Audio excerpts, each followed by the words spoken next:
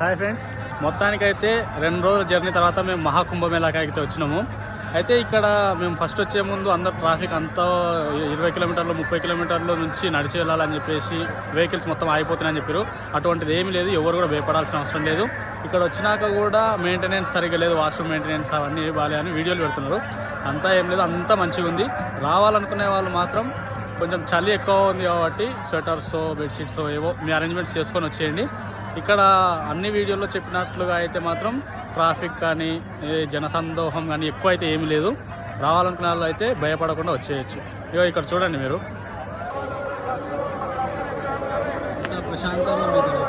ఎటువంటి రద్దీ అయితే లేదు. ఇంతకుముందు ఉండేనే 2 రోజుల ముందు అయితే బాగా రద్దీ ఉండే. ఇప్పుడైతే ప్రస్తుతం చాలా ప్రశాంతంగా చూడండి. అసలు ఇంత రష్ అనేది లేదు, ఎవరు భయపడాల్సిన అవసరం లేదు. ఓకేనా ఫ్రెండ్స్, బాయ్.